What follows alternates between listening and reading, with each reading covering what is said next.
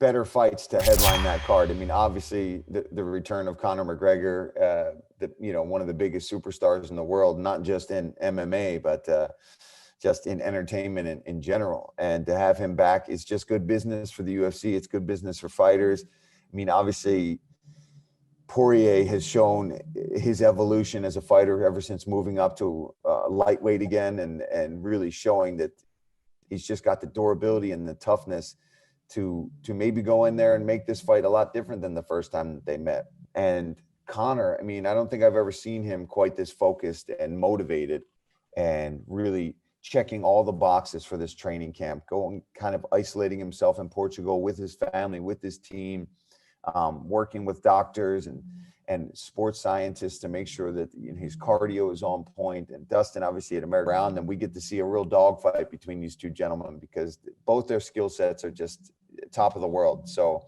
I mean, right now I'm scheduled for this weekend, and then my schedule slows down after this weekend. I'm going to go home and get more focused on training. And I've got opportunities to call fights if I want them. I was offered some shows in the next couple months, but if a fight arises and a matchup comes up, I will sit back from calling fights and I'll take a few months off and focus on training. I didn't know whether I was going to call all of these fights or some of them. And now that I've called all of them, I want to make sure that I go home, see how my body feels and rest up a little bit, and then see what kind of comes my way, because I don't want to rush into a training camp either after being here for, it'll be almost 3 weeks and multiple time changes and 16-hour flights. And for example, I leave Sunday night, land in Vegas Monday at like 4 a.m. and then have to get on another 5-hour flight back to Philadelphia in the US. So I'm probably going to just hibernate for 2 days straight and then wake up and see what happens. Yeah. Thank you. It means a lot, because I agree that's what we need to see, right? People need to make weight. People need to show up. And at the end of the day, as long as we have weight classes, you need to be professional. That's your first job, is to make that weight class that you signed up for. And on that same card that I fought on and really, I had to do a lot of work to make that weight on such short notice, but people still missed weight on that card. People didn't even make it to the fight night because of their weight cut. So it's just kind of, it's unacceptable. And it rubbed me the wrong way, because I just went through a lot. And then I had this really back and forth epic battle with RDA, and I was fired up, as we say. I think I would say that Dan Hooker fight was definitely one of my hardest fights, because it was such a striking battle for 5 rounds that my body took a lot of damage in that fight. He's very precise with his striking, and I broke my orbital in that fight. I had a lot of damage to my calf. I had some kidney issues going on after that fight. So that was probably the most challenging fight. And another guy that has always given me trouble, I fought him twice, of course, is Edson Barboza, who's one of the most violent strikers I've ever fought. And I got to be in there for 6 rounds with this guy. And let me tell you, he hits like a truck. Every time he kicks you, it's like getting into a car crash. So I'd say the second fight with him too is one of the toughest battles that I had. The second fight. The second fight, yeah. We really laid into each other on that one. That one hurt.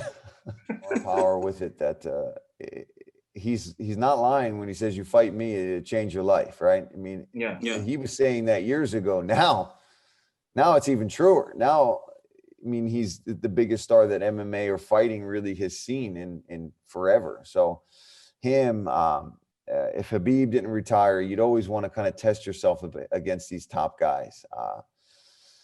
Tony Ferguson's another one that you just kind of, I'd like to know, you see him in these kind of bloody battles with everyone. You want to know what's that like? Nate Diaz, another one that, before I retire, these are the names that kind of are on your top of your checklist of the people that you want to say you've been in there against as a UFC fighter.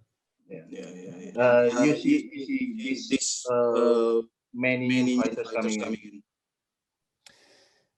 I don't, I think with the Contender Series and having so much new blood coming through, I think that you know, there's a lot of guys that have been in the organization for a long time and maybe aren't as active and not as doing as well. So they want to just kind of make room for the opportunity for a lot of these young guys. And we're seeing MMA just around the world become so much more popular that you've got guys from so many different countries and women from all over the world. We're seeing people that, you know, are debuting. We had, I think, Panama. We had a Edwards, a woman debut the other day. We're seeing much more, you know, Kazakhstan fighters coming through, many more fighters from Asia, Sumu Darji, who had another beautiful performance the other night. So it's just becoming such a global sport that we're going to see much, you know, new blood and new talent coming through. And I love it. You know, it's a challenge calling some of these names. It's the only thing I got to say. When we get these people, we're getting so many more global international fighters that we really got to sit down with the name files now. Last night was we had French people, we had Asian fighters, we had American fighters, we had Kazakhstan, we had Dagestan. So I'm getting very good at pronouncing names from all over the world at this point. Base that purely on just what I've seen in the octagon. I based that on what I've heard from training partners. John Gooden, who's one of my broadcast partners, had the chance to go and watch Gustafsson during a training camp at All Stars. And obviously that his teammate is Chimaev. And he's like, this guy, what he's doing to some of these top level guys in the gym. And then even Darren Stewart was talking about how he like almost ripped his ear off. This guy is so strong. So to hear these high level fighters talk about him in that regard, and then to see what he did to my teammate, even unfortunately, Gerald Mershart, who's I train with that guy all the time. He's a stud. He's an absolute stud. And Chimaev went out there and got that KO in the first round. And so I think that fight with Edwards, I'm glad it's still happening because Leon Edwards needs to fight. The man, unfortunately, has been on the shelf. He's had a lot of terrible circumstances stop him from getting back into the octagon. So it's a huge opportunity for Leon Edwards. And obviously it's a major, massive opportunity for Khamzat Chimaev to go in and really prove that he is one of the best welterweights in the world. And to defend it against another champion in the UFC and somebody with a lot of star power like Israel. And obviously Israel wants to do what all these other champions are doing nowadays, that Conor McGregor started the trend, is go out there and be the double champ, right? We're seeing that more and more and more. And I feel like that's now the new thing that these champions have to do to cement their legacy. Is it's one thing to win a belt now, but you got to win 2 belts to really call yourself, you know, one of the top pound for pound guys. So I think it's great. And for John Jones, he's done so much at 205 at light heavyweight. There's really not many other people left for him, to be honest. So I think the move up to heavyweight for his legacy ultimately is really the right decision.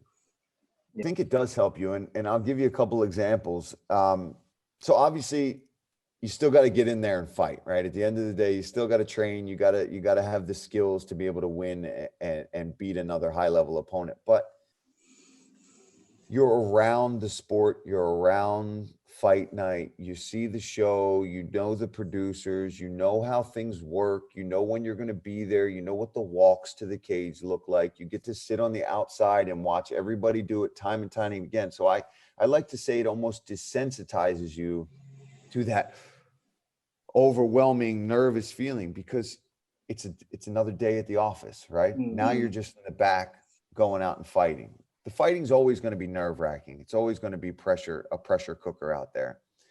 But to be able to break things down, you know how to look at your opponent differently. You're kind of doing keys to victory for a lot of guys. You're watching tape. And a lot of times you've called your opponent's fight and studied them. For me, I was preparing already to call Rafael dos Anjos versus Makhachev.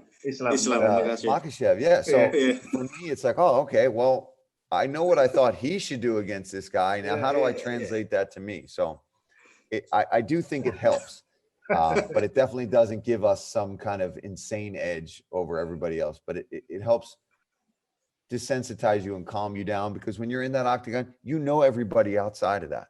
When you're just a fighter, you know some of those people in passing and you get to work with them when you're doing stuff. But I know everybody. I know the camera guys that are up on the podium. I know, Bruce is over there and Heidi Dean's over there and John Gooden and Dan Hardy are over here. I know everybody. Terima kasih sudah menonton. Silakan subscribe, like, dan jangan lupa komen di bawah ya Bola Spotter.